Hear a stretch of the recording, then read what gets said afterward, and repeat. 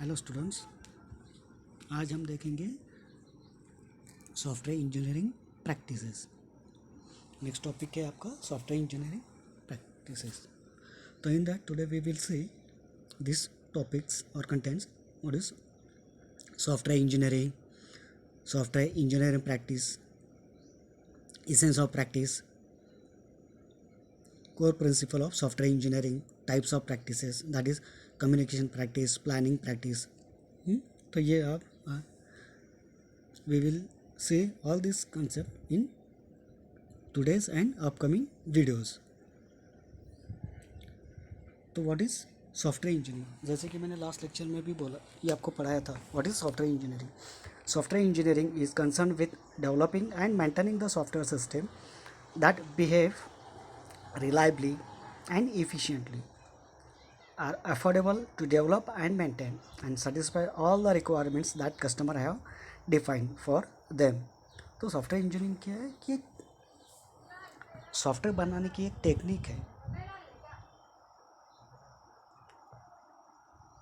Basically software engineering simple thing बोल दूँ तो हम कोई भी चीज़ अगर बनाएंगे तो हम कैसे करेंगे, सिस्टमेटिकली बनाएंगे। तो that systematic thing means your engineering practice.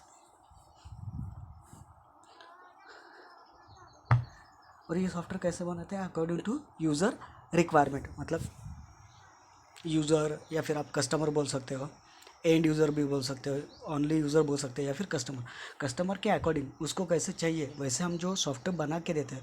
और वो भी सॉफ्टवेयर कैसे बनाते हैं? With in a certain rules regulations. उसको कम टाइम में देना या फिर कम प्राइस में बना के देना, वो रिलायबल होना चाहिए, अफोर्डेबल होना चाहिए।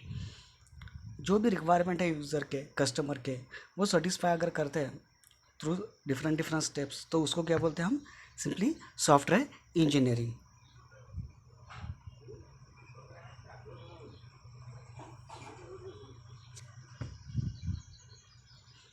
Development requires analysis and synthesis base. Basically जो भी हम डेवलप करते हैं, डेवलपमेंट मीन्स सॉफ्टवेयर जो बिल्ड करते हैं, कोडिंग का पार्ट जो होता है ना, उसको बोलते हैं डेवलपमेंट।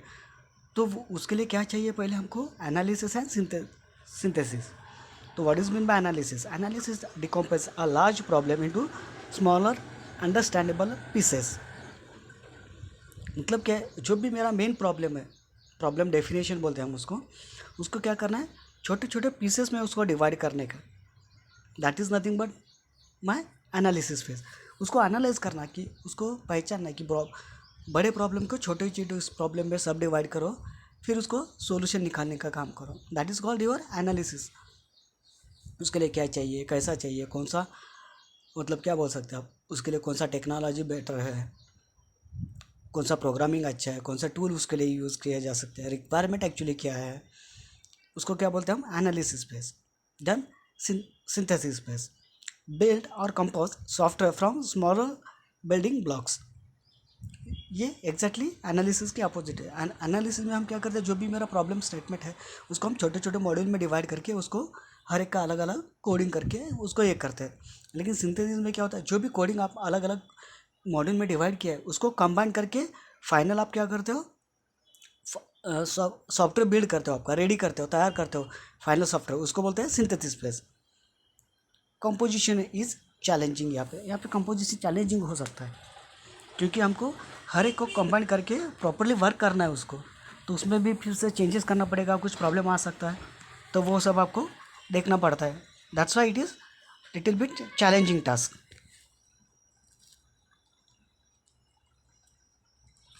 भाई एनालिसिस एंड सिंथेसिस फेज है। जो भी आपका मेन प्रॉब्लम है, तो डायग्रामेटिकली आपको समझ में आएगा। जो मेन प्रॉब्लम है उसको डिवाइड करो, एरो के नीचे आपको 2 बॉक्स दिखाई देंगे।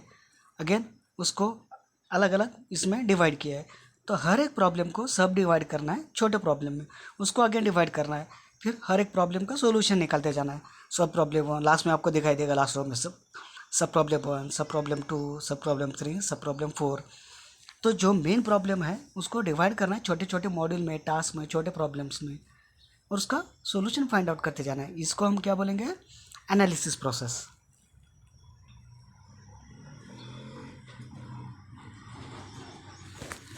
डायग्राम देख लो एक बार अच्छे से।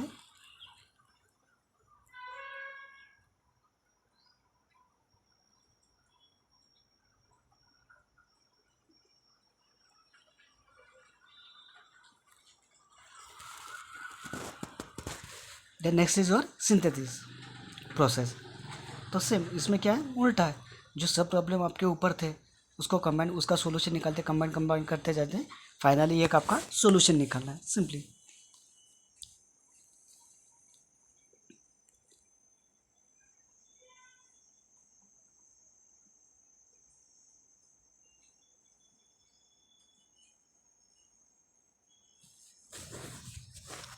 Got it.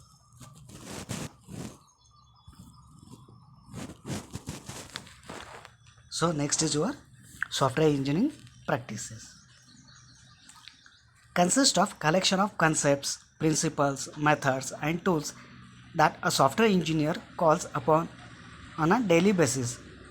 तो इसमें बेसिकली क्या होता है, कलेक्शन ऑफ कंसेप्ट होता है, प्रिंसिपल्स होते हैं, some methods, tools that a software engineer calls upon a daily basis. मतलब जो सॉफ्टवेयर इंजीनियर होते हैं जो डेली प्रोजेक्ट पे काम करते हैं वो क्या करते हैं, ये डेली यूज़ करते हैं सम कंसेप्ट, प्रिंसिपल्स, कुछ टूल्स यूज़ करके वो क्या करते रहते हैं, हमेशा जो प्रोजेक्ट बना रहे उसके ऊपर काम करते रहते हैं। फॉर दैट डेली बेसिस पे वो ये सब यूज़ करते हैं। Equips managers to manage software projects and software engineers to build computer programs. तो ये करने के लिए उनके ऊपर एक कौन रहता है, मैनेजर रहता है। उनका काम क्या है, जो भी आपका सॉफ्टवेयर प्रोजेक्ट है और सॉफ्टवेयर प्रोजेक्ट बनाने के लिए जो इंजीनियर्स है उनको, उनके ऊपर उनको मैनेजिंग टास्क करने का काम कौन करता है, ये आपका मैनेजर्स करता है। Provide necessary technical and management how to getting the job done. मतलब मैनेजमेंट किसके लिए प्रोवाइड करता है, technical and some management things for getting that job done. मतलब वो प्रोजेक्ट करने के लिए जो भी रिक्वायरमेंट है वो उसको प्रोवाइड करने का काम किसका होता है, ये मैनेजर का काम होता है।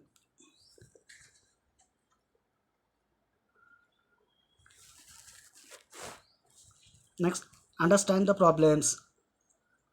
तो वो किसके थ्रू किया जा सकता है, basically communication and analysis. Who has a stake in the solution to the problem, what are the unknowns, what what are required to properly solve the problem, what are required means data क्या लगना है उसको, function कौन से लगने वाले हैं, उसका बिहेवियर कैसा होगा, तो ये सब फाइंड आउट करना होता है। तो बेसिकली उसको क्या बोलते हैं हम, अंडरस्टैंड द बेसिकली प्रॉब्लम क्या है वो। तो वो फाइंड आउट करने के लिए कौन कौन से क्वेश्चन हम पूछ सकते हैं। First is who has a stake in the solution to the problem, what are the unknowns, what are the data required to properly solve the given problem, can the problem can be compartmentalized, is it possible to represent small problem that may be easier to understand। मतलब जो भी problems है उसको मतलब small problem में divide करके उसको हम कर सकते हैं क्या, जिससे मुझे एक्चुअल सॉल्यूशन मिल सकता है क्या। Can the problem be represented graphically? Can analysis model be created? मतलब जो भी मेरा प्रॉब्लम स्टेटमेंट है उसको मैं डायग्रामेटिकली रिप्रेजेंट कर सकता हूँ क्या, उसका एनालिसिस मॉडल में बना सकता हूँ क्या। Then plan a solution. Plan a solution means planning, modelling and software design. How you seen similar problems like this before. मतलब आपके पास जो प्रॉब्लम आया वैसा आपने ऑलरेडी कोई प्रॉब्लम पहले से आया हुआ था क्या। प्रॉब्लम मतलब वैसा कोई कंसेप्ट आपने पहले ही किसी मतलब बनाया है क्या प्रोजेक्ट, वो सब चेक करना है। तो आपको आगे उस पर काम करने के लिए आसानी हो जाएगी। Has a smaller problem been solved, if so are the elements of the solution reusable. मतलब ऐसे ही आपने एक छोटा मोटा काम किया है कि आपने ऑलरेडी, अगर किया है तो उसका मैं यहाँ पे यूज़ कर सकता हूँ क्या, वो चेक करना है। Can sub problems be defined and are solution available for the sub problems. मतलब जो भी आपके सब प्रॉब्लम्स आपने डिवाइड करके लिखा है रखा है एनालिसिस फेज में, तो उसके लिए ऑलरेडी सॉल्यूशन है क्या आपके पास, अगर है तो मैं उसका यूज़ कर सकता हूँ क्या, ये सब चेक करना। तो बेसिकली इसको क्या बोलते हैं हम, practices.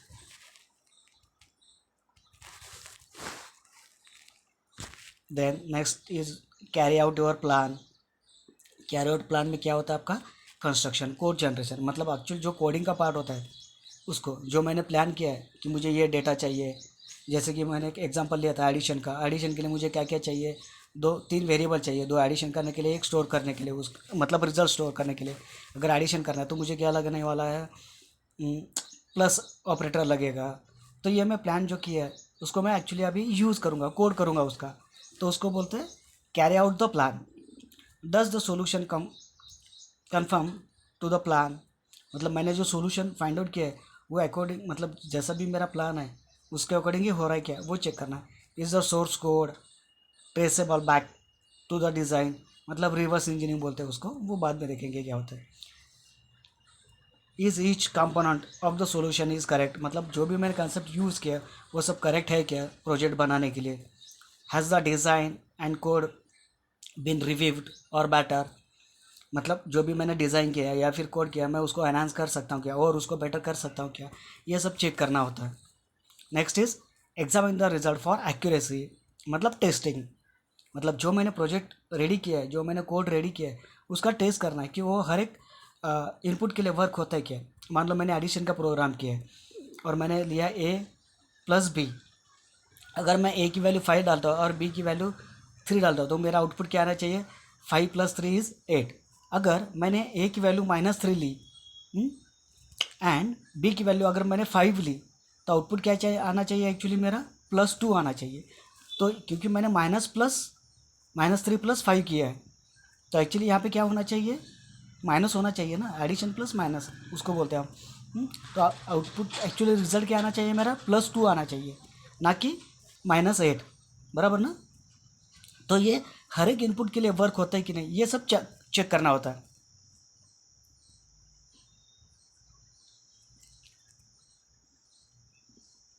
Does the solution produce the result that conform to the data functions and behavior that are required, मतलब जैसा मेरा यूज़र का रिक्वायरमेंट है उसके अकॉर्डिंगली उसका सोल्यूशन आता है कि नहीं, वो सब चेक करना। Has a software been validated against all the stakeholder requirement, मतलब जितने भी पॉसिबिलिटीज़ है, स्टेक होल्डर मतलब क्या है यहाँ पे, जो भी फाइनल आपका यूज़र है, कस्टमर है जो उसको यूज़ करने वाला है, उसके जितने भी रिक्वायरमेंट है उसको वो सॉफ्टवेयर आपका सेटिस्फाई करता है क्या, ये भी चेक करना पड़ता है।